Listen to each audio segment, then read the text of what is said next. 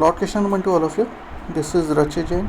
Today we shall be discussing types of insurance and telecom services. In the services, postal services have been removed from your, deleted from your syllabus basically. Okay, so we'll be seeing the deleted parts after finishing of our syllabus. Okay, so let's talk about types of insurance. So there are 4 types of insurance: life insurance, fire insurance, marine insurance, and health insurance. So when we talk about life insurance, basically life insurance are of 2 types: whole life assurance policy and endowment life assurance policy. So whole life assurance policy क्या होती है, इसको अगर हम देखते हैं तो whole life assurance policy का मतलब ये है कि आपकी पूरी ज़िंदगी तक कवर देगी जो भी कंपनी आपको प्रीमियम ले रही है, यानी कि जो भी आपकी इंश्योरर कंपनी है वो आपको पूरी ज़िंदगी कवर देगी. ठीक है. नेक्स्ट होती है endowment policy. Means there is a fix term, मतलब आपको एक फ़िक्स टर्म होता है, तब तक आपको कवर देगी वो कंपनी, उसके ख़त्म होने के बाद आपको पैसा लौटा देगी, या अगर कुछ उस बीच में होता है तो आपकी फैमिली को दे देगी. ठीक है. Fire insurance, specific policy, double insurance and re insurance. ठीक है. ये इसको हम लोग आगे बात करेंगे, पहले हम लोग लाइफ इंश्योरेंस के बारे में बात कर लेते हैं. ठीक है. तो लाइफ इंश्योरेंस क्यों करवाता है? क्योंकि 2 रिस्क होती हैं, risk of dying too early और risk of dying too late. ठीक है ना. तो अगर risk of dying too early, एक सबसे बड़ा खतरा होता है कि अगर कुछ होता है किसी व्यक्ति को जल्दी लाइफ में, तो क्या है, उसकी फैमिली को पैसा मिल जाएगा. और risk of dying too late का मतलब क्या है कि अगर वो व्यक्ति सर्वाइव कर जाता है तो मैच्योरिटी के टाइम पे उसको पैसा मिल जाएगा, तो वो पैसा भी उसको बाद में काम आएगा उसकी लाइफ में. ठीक है ना. अब हम बात करते हैं कि इसके बदले क्या देना पड़ता है. इंश्योरेंस के बदले तो प्रीमियम देना पड़ता है, जैसे कि मैं आपको पहले भी समझा चुका हूँ. ठीक है ना. इसके बदले प्रीमियम देना पड़ता है, और प्रीमियम मंथली, क्वार्टरली, ठीक है, अगर हम बात करें तो 6 मंथ्स पे या फिर ईयरली बेसिस पे दिया जा सकता है. ठीक है ना. हाफ ईयरली बेसिस और ईयरली बेसिस. ठीक है ना. तो आपको एक फ़िक्स अमाउंट देना पड़ता है प्रीमियम के रूप में, जो कंपनी आपको बताती है. ठीक है ना. अब देखिए ये अमाउंट फ़िक्स कैसे होता है कि 10,000 रुपये के प्रीमियम पे आपको 10 लाख रुपए का इंश्योरेंस मिलेगा. ये अमाउंट कंपनीज कैसे फ़िक्स करती हैं? इसके लिए स्टैटिस्टिकल डेटा यूज़ करती हैं. अभी हम लोग जो अब हमारा जो चैप्टर आ रहा है कलेक्शन ऑफ डेटा, ये इसी पे ही बेस्ड है काफ़ी कुछ. ठीक है ना. तो क्या करती हैं कंपनी, स्टैटिस्टिकल डेटा को यूज़ करती हैं कि मॉर्टेलिटी रेट, बर्थ रेट, इन सारी चीज़ों को स्टडी करके कि किस उम्र में कितनी ज़्यादा डेथ हो रही है, इस सारी चीज़ों को स्टडी करके कंपनी आपको इंश्योरेंस देती है और इंश्योरेंस प्रीमियम का अमाउंट आपको बताती है. ठीक है. अगर हम इसके मेन एलिमेंट्स देख लेते हैं तो the contract of life insurance utmost good faith का होता है, ये मैं आपको पहले भी बता चुका हूँ. ठीक है ना. The assume should be honest and must disclose all the material facts about his health to the insurer. यानी कि जो इंश्योर्ड है उसको क्या करना चाहिए, उसको सीधा सीधा जो भी फैक्ट्स हैं अपनी हेल्थ के बारे में वो सारे कंपनी को बताने चाहिए. ठीक है ना. इंश्योरेबल इंटरेस्ट होना चाहिए, नहीं डिस्कस करेंगे क्योंकि सारा कुछ बता चुका हूँ. ठीक है ना. Life insurance is not a contract of indemnity. अब देखो यहाँ पे इंडेमिनिटी वाली चीज़ नहीं आती. इंडेमिनिटी क्या होता था कि अगर आपने 2 जगह से इंश्योरेंस ले लिया है तो आपको दोनों जगह से बेनिफिट नहीं मिलता था, या रेशियो में बेनिफिट मिलता था. यहाँ ऐसा कुछ नहीं है, क्योंकि इंसान की जान की कीमत नहीं लगाई जा सकती. ठीक है. Next is fire insurance. ठीक है ना. फायर इंश्योरेंस क्या होता है कि अगर आपके यहाँ कोई भी प्रॉपर्टी होती है, ठीक है ना, कोई भी माल होता है, ठीक है, कोई भी गुड्स या प्रॉपर्टी होती है, तो उसको इंश्योर करती है कंपनी. ठीक है ना. Against the risk of fire. और इसके लिए भी एक फ़िक्स टर्म होता है, 1 साल, 2 साल, 10 साल, 15 साल, जो भी आपकी कंपनी से कॉन्ट्रैक्ट में हुआ हो. ठीक है ना. और इसके बदले भी कंपनी क्या करती है, इसके बदले भी आपसे कंपनी प्रीमियम लेती है. ठीक है ना. और इसका अगर हम बात करें कि फायर इंश्योरेंस का जनरली जो पीरियड होता है, जैसे कि आपने देखा होगा 2 व्हीलर इंश्योरेंस का अभी तक जो जनरली पीरियड था वो 1 साल का था, उसी तरह से फायर इंश्योरेंस का भी जो जनरली पीरियड होता है वो 1 साल का ही होता है. ठीक है ना. इसके मेन एलिमेंट्स की बात कर लेते हैं. ठीक है. अगर हम बात करें कि सबसे पहले एक छोटी सी चीज़ रह गई यहाँ पे कि फायर इंश्योरेंस किस किस चीज़ को कवर करती है. ठीक है ना. तो fire insurance covers the losses through fire caused by right. किसी अगर दंगे से अगर कोई आग लग गई, ठीक है ना, और सिविल स्ट्राइफ, यानी कि अगर बात करें कोई लड़ाई दंगा चल रहा है आपके यहाँ, ठीक है ना, या बात करें कोई पुलिस की कार्रवाई की वजह से आपके यहाँ आग लग गई. ठीक है ना. नेक्स्ट इज़ रिबेलियन, यानी कि आपके यहाँ कोई विद्रोह हुआ जिसकी वजह से आपके यहाँ आग लग गई. ठीक है. And last one is foreign army, यानी कि आपके यहाँ मान लीजिए आप कहीं बॉर्डर पे रहते हैं और आर्मी ने, फॉरेन आर्मी ने अटैक कर दिया, जिसकी वजह से आपके यहाँ डैमेज हो गया, ठीक है ना। मेन एलिमेंट्स इसके क्या होते हैं, इंश्योरेबल इंटरेस्ट होना चाहिए। मैंने आपको बताया था कि पड़ोसी का इंश्योरेंस नहीं करवा सकते आप, क्योंकि इंश्योरेबल इंटरेस्ट नहीं है, ठीक है ना। दोनों के टाइम पे होना चाहिए, यानी कि पॉलिसी कराते टाइम भी ऐसा ना हो कि आपकी एक फैक्ट्री थी, ठीक है, आपने 2019 में इंश्योरेंस करवाया और 2019 के एंड में उस फैक्ट्री को बेच दिया। अब 2020 में जब उस फैक्ट्री में लॉस हुआ, ठीक है, तो क्या हुआ कि वो जो फैक्ट्री थी वो आप बेच चुके हो, लेकिन आप पहुंच गए कि भैया लॉस हुआ है, पैसा हमें दो, तब आपका इंश्योरेबल इंटरेस्ट नहीं है। तो लॉस के टाइम पे भी इंश्योरेबल इंटरेस्ट होना चाहिए, ठीक है ना। और यहाँ भी एटमोस्ट गुड फेथ की बात आती है, यानी कि सारी चीज़ें आपको बतानी पड़ेंगी कि कहीं ऐसा तो नहीं है खुले तारों के बीच आपने छोड़ दिया हो मालवा लिया, आपने लिया ही इसलिए वो फायर इंश्योरेंस की हम आग लगा देंगे और हमें पैसा मिल जाएगा क्योंकि माल तो हमारा सड़ा हुआ है, ठीक है ना।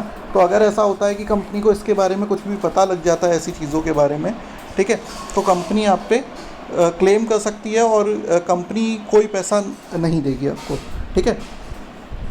प्रिंसिपल ऑफ इंडेमनिटी, यहाँ पे क्या होता है, यहाँ पे वही इंडेमनिटी वाला कॉन्सेप्ट आ जाता है, यानी कि अगर आपने 4 कंपनी से ले लिया तो रेशियो में ही आपको पैसा मिलेगा, पूरा पूरा नहीं मिलेगा, ठीक है ना।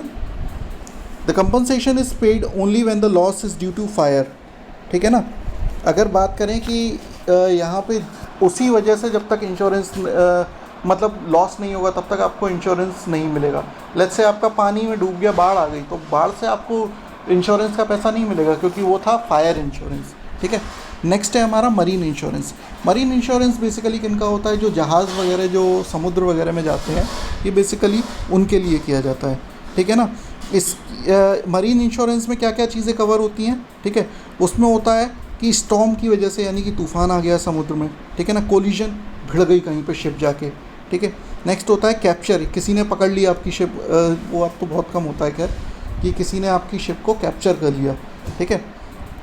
Next is scissor. सीज़र का मतलब जो झटके आने की वजह से, मान लीजिए आपने सुना होगा समुद्र में एक होता है जिसको हम लोग बोलते हैं ज्वार और भाटा, ठीक है ना, उसकी वजह से क्या हुआ, हाई टाइड और लो टाइड जिसको बोलते हैं, उसकी वजह से झटका लगा और माल डैमेज हो गया, ठीक है। Next is sinking of the ship, ship डूब गया तब भी ये आपका कवर करेगा, ठीक है ना। मरीन इंश्योरेंस क्या है, इंश्योर्ड और इंश्योरर के बीच का कॉन्ट्रैक्ट है, ठीक है ना। और जो इंश्योर्ड है वो कौन हो सकता है, या तो कार्गो ओनर, यानी कि जिसका माल है वो हो सकता है, ठीक है ना, और अ शिप ओनर और द फ्राइट रिसीवर, यानी कि देखो 3 पार्टी हो सकती हैं, या तो कार्गो ओनर यानी कि जो माल भेज रहा है, दूसरा कौन हो सकता है, शिप ओनर जिसका शिप है, और तीसरा कौन हो सकता है कि जो रिसीव कर रहा है सामान वो, ठीक है ना। हम सामान भेज रहे हैं, जो रिसीव कर रहा है वो भी इंश्योरेंस करवा सकता है कि लॉस हो तो हमें लॉस ना हो जाए ज़्यादा, ठीक है। इसके बदले भी क्या दिया जाता है, इसके बदले भी एक प्रीमियम के रूप में कुछ पैसा दिया जाता है, ठीक है। तो अगर हम बात करें यहाँ पे जो डैमेज होता है, ठीक है ना, वो एक्चुअली देखो बेसिकली यहाँ पे 3 तरह के इंश्योरेंस होते हैं मरीन इंश्योरेंस। सबसे पहला होता है आपका कार्गो इंश्योरेंस, ठीक है ना।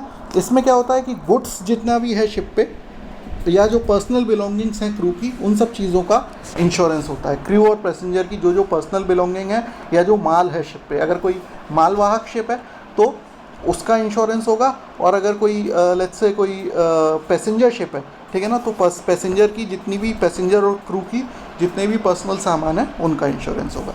नेक्स्ट इज़ हल इंश्योरेंस। ये बेसिकली कौन करवाता है, शिप का ओनर, ये पूरे शिप का इंश्योरेंस होता है, ठीक है, कि शिप में कुछ भी होता है तो ये मिलेगा।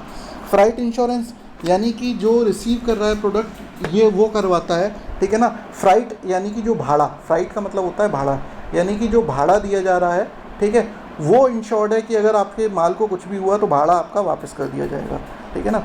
इसके मेन एलिमेंट्स देखें तो सेम है, ठीक है ना। इंश्योरेबल इंटरेस्ट होना चाहिए, ऐसा नहीं है कि आपके किसी और बिजनेसमैन का शिप जा रहा था आपने उसको इंश्योर्ड करा दिया, नहीं हो सकता, ठीक है।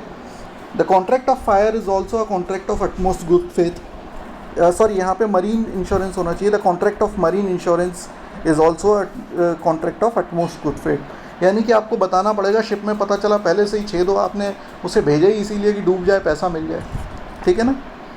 Next, the principle of indemnity is strictly applicable. यहाँ भी ऐसा ही होता है कि आपने 4 कंपनियों से इंश्योरेंस करवा लिया तो ऐसा नहीं है चारों आपको पूरा पैसा दे देंगी जितने का कराया, नहीं, वो भी आपको रेशियो में ही पैसा देंगी, ठीक है ना। अगर हम बात करें तो कंपनसेशन किस लिए मिलता है, जब भी जो हमारा लॉस है वो मतलब ये जो सारी चीज़ें आपको बताई गई थी, यानी कि आपका शिप डूब जाए, ठीक है ना, आपके तूफ़ान से लॉस हो जाए, इन सारी चीज़ों की वजह से ही हो, तभी आपको पैसा मिलेगा। हेल्थ इंश्योरेंस की अगर हम बात करते हैं, ठीक है, तो इसमें क्या होता है, मेडिकल एक्सपेंसेस और इलनेस इंश्योर्ड होती है, ठीक है ना। इसमें कौन कौन सी चीज़ें होती हैं, इसमें बेसिकली 5 तरह की चीज़ें होती हैं। फर्स्ट होती है बेसिक मेडिकल एक्सपेंसेस, इसमें सारे जो basic medical expenses like hospitalisation वगैरह ये सारे कवर होते हैं। Next is major medical expenses, यानी कि सडन डिज़ास्टर, यानी कि कोई अचानक से एक्सीडेंट हो जाए या कुछ हो जाए जिसकी वजह से आपको कोई अचानक से कोई बीमारी हो जाए, वो सब कवर होता है। लॉन्ग टर्म हॉस्पिटलाइजेशन, यानी कि इसमें कुछ इंश्योरेंस ऐसे होते हैं जिनमें जो नर्सिंग एट होम, यानी कि आपको घर पे नर्सिंग की ज़रूरत है, वो भी कवर होता है, ठीक है। नेक्स्ट इज़ मेडिकल सप्लीमेंट, यानी कि जो ऐसा होता है कई बार कि आपका लेट्स से कि आप कहीं जॉब कर रहे थे, ठीक है ना, और जॉब करते करते आपको मान लीजिए अब जॉब तो रही नहीं, आप बीमार पड़ गए, ठीक है, तो क्या हुआ कि जो आपका जो पैसा आना बंद हुआ, तो उसके बदले कुछ पैसा भी आपको कुछ कंपनीज़ देती हैं, उनको हम लोग बोलते हैं medical supplements. Next is disability income, इसमें क्या होता है कि अगर जो अनेबल टू वर्क, जैसे मान लीजिए कोई व्यक्ति है कुछ टाइम काम नहीं कर पा रहा है, ठीक है ना, तो वो डिसेबल हो गया ना काम करने से, ठीक है, तो उतने टाइम की इनकम उसे कंपनी देती है। कुछ इंश्योरेंस कंपनी ऐसा करती हैं, सारी इंश्योरेंस कंपनी नहीं करती, कुछ कंपनीज करती हैं, ठीक है। डिफरेंसेस आप लोग खुद देख सकते हैं, life insurance, general insurance and life, fire and marine insurance, ठीक है। अब हम लोग बात करेंगे कम्युनिकेशन सर्विसेज, ठीक है ना। अगर हम बात करें तो कम्युनिकेशन सर्विसेज बेसिकली 2 टाइप्स की होती हैं, postal services and telecom services. So basically we will talk about telecom services because postal services have been deleted from your syllabus, okay. तो टेलीकॉम सर्विसेज की सीधे सीधे हम लोग बात करेंगे। पोस्टल सर्विसेज भी मैं आपको एक्सप्लेन कर दूंगा बाद में, ठीक है, 5 मिनट की चीज़ है, उसको भी बाद में एक्सप्लेन कर दूंगा, ठीक है। तो टेलीकॉम सर्विसेज क्या होती हैं, टेलीकॉम सर्विसेज का मतलब ये होता है कि अगर हम लोग बात करते हैं तो जब भी कोई भी बिज़नेस करने की आप सोचें आज के टाइम पे, ठीक है ना, तो क्या वो टेलीकॉम सर्विसेज के बिना हो सकता है? नहीं। आजकल अगर हम लोग सोचें कि टेलीकॉम सर्विसेज एक्चुअली इतनी डेवलप हो गई हैं कि टेलीकॉम सर्विसेज के साथ साथ आपको डेटा सर्विसेज भी मिलने लगी हैं, तो वो इतनी डेवलप हो गई हैं कि हम लोग सोच ही नहीं सकते उनके बिना कोई भी काम करने का, ठीक है ना। इसमें कौन कौन सी सर्विसेज होती हैं, तो इसमें होती है सेलुलर मोबाइल सर्विसेज। इसमें क्या होता है कि इसमें voice, non voice, message, data services, ये सारी चीज़ें आती हैं। सेलुलर यानी कि सेल फ़ोन, जो हम लोग आजकल फ़ोन्स यूज़ कर रहे हैं, उसमें सारी सर्विसेज आ जाती हैं सेलुलर मोबाइल सर्विसेज में, ठीक है ना। अगर हम बात करें, इसमें सारी इंटरकनेक्टिविटी रहती है, ठीक है ना, टेलीकॉम सर्विस प्रोवाइडर्स की तरफ से। Next is radio paging services. इसमें क्या होता है कि ये रेडियो सिग्नल्स के थ्रू चीज़ों को ट्रांसमिट करते हैं, ठीक है ना, और मतलब बातों को ट्रांसमिट करते हैं। बेसिकली आपने देखा होगा, जो जैसे आपने देखा हो पुलिस के पास, जैसे आपने देखा हो रहते हैं सैटेलाइट फ़ोन्स टाइप के, ठीक है, वो होती हैं radio paging services. Next is fix line services, यानी कि जो हमारे यहाँ अभी तक PNT फ़ोन्स होते थे, यानी कि जो लैंडलाइन फ़ोन्स होते थे, उनको हम बोलते हैं फिक्स लाइन सर्विसेज, यानी कि जो मूव नहीं कर सकती एक से दूसरी जगह। Next is cable services. Cable services basically entertainment services होती हैं, जैसे कि DTH वगैरह हमारे यहाँ लगे रहते हैं, ठीक है ना। इसमें वॉइस और डेटा इन्फॉर्मेशन सर्विसेज सब होती है, ठीक है ना। आप देखते हैं जैसे डिश हमारे यहाँ जो आती है वो क्या है, cable service sorry. Next is VSAT, very small aperture terminal. ये क्या होता है, सैटेलाइट बेस्ड कम्युनिकेशन सर्विस होती है, यानी कि अनइंटरप्टेड सर्विस होती है। ये क्या होता है, न्यूज़पेपर की द्वारा यूज़ की जाती है, ठीक है ना, टेली एजुकेशन के द्वारा यूज़ की जाती है, ठीक है। और ये जो रिमोट एरियाज़ है, यानी कि जहाँ पे कई चीज़ों की एक्सेस नहीं है, सैटेलाइट फ़ोन्स वगैरह की जो सर्विसेज हैं, ये क्या है, VSAT, यानी कि very small aperture terminal services, ठीक है। Next is DTH services. देखिए, केबल की जो हम लोग बात कर रहे थे लास्ट टाइम, केबल की वो बात थी जो पहले हमारे यहाँ डिश का सिस्टम होता था, यानी कि केबल हमारे घर तक आती थी और वो सर्विस देती थी। DTH क्या है, DTH आजकल हमारे यहाँ डायरेक्ट टू होम सर्विसेज, यानी कि आपने कोई भी वीडियोकॉन D2H ले लिया या टाटा स्काई ले लिया, कोई भी एक आपने डिश का परचेज़ किया, ठीक है ना, उसमें क्या हुआ, आपको एक कार्ड मिल गया जिसके थ्रू डायरेक्टली आपका सैटेलाइट से कनेक्शन होता है। जो उनके सैटेलाइट्स अगर हम बात करें ब्रह्मांड में है, ठीक है ना। तो उन सैटेलाइट से सीधे सीधे आपको चैनल्स दिए जाते हैं विदाउट एनी केबल्स, ठीक है ना। यानी केबल नेटवर्क्स पे हमें यहाँ पे डिपेंड नहीं करना पड़ता। केबल सिर्फ कितनी लगती है, आपकी छत से आपके घर तक, ठीक है ना। तो यहाँ पे ये चैप्टर आपका ख़त्म होता है। कोई भी समस्या हो, कोई भी प्रॉब्लम हो, आप लोग पूछ सकते हैं। और जो डिलीटेड पोर्शन है उसके लिए टेंशन मत लेना, जैसे ही हमारा सिलेबस फिनिश होता है हम लोग उसके बाद सारा डिलीटेड पोर्शन अपना कवर करने वाले हैं। Okay, thank you.